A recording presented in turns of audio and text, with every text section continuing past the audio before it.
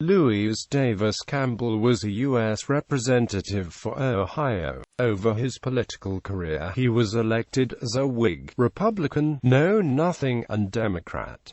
Early life and career. Louis Davis Campbell was born in Franklin, Warren County, Ohio.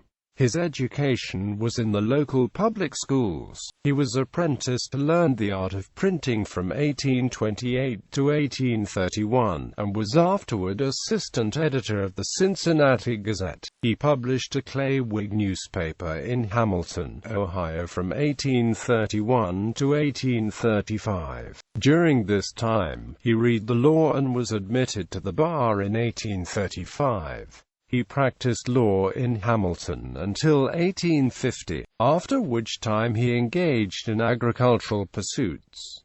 Louis Campbell married Jane Riley on January 5, 1836 in Butler County, Ohio. He was a director and secretary of the Hamilton and Rossville Hydraulic Company, formed in 1841 for the purpose of building a canal through Hamilton to provide water power to local companies. He was an incorporator and president of the Cincinnati, Hamilton and Dayton Railroad Company, which was constructed between 1846 and 1852. Political career. He ran unsuccessfully as a Whig candidate for election in 1840, 1842, and 1844 to the 27th, 28th, and 29th Congresses. He was elected as a Whig in 1848 from Ohio's 2nd Congressional District to the 31st Congress and was re-elected in 1850.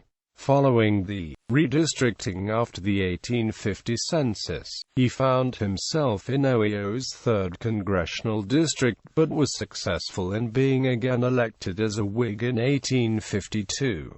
With the collapse of the Whigs, he ran as an opposition party candidate in 1854 and was elected to the 34th Congress, in which he became chairman of the powerful House Committee on Ways and Means. During the debates on the Kansas-Nebraska Act in 1854, Campbell, a Free Soiler, conducted a filibuster, provoking the ire of Henry A. Edmondson, a pro-slavery Virginia Democrat.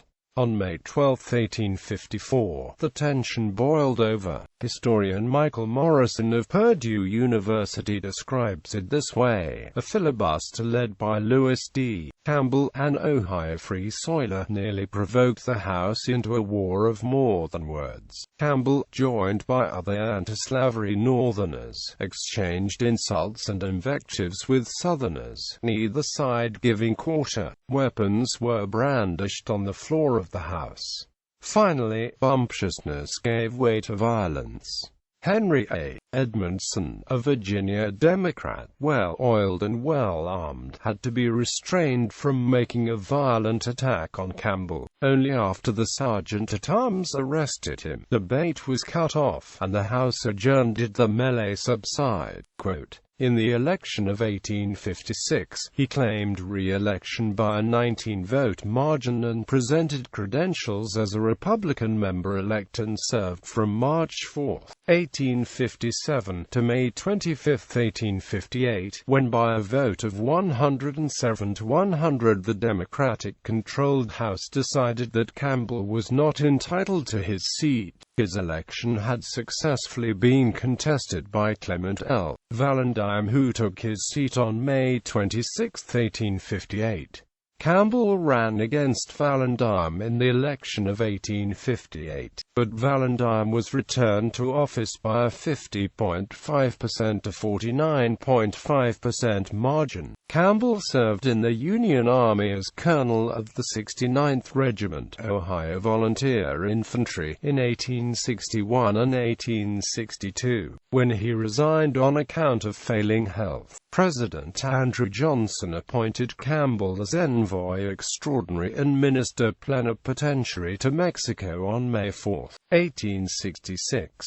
He was accompanied by General William Tecumseh Sherman. Campbell was instructed to tender to President Benito Juárez the moral support of the United States, and to offer the use of American military force to aid in the restoration of law. The occupying French forces of Maximilian had Juárez's government on the run, and Campbell failed to reach them. Campbell served until June 16, 1867, when he resigned and returned to resume his elective political career. Campbell was elected to the Ohio Senate in 1869 and resigned in 1870 to take his seat in Congress. After being elected as a Democrat to the 42nd Congress, he declined to run for re-election in 1872.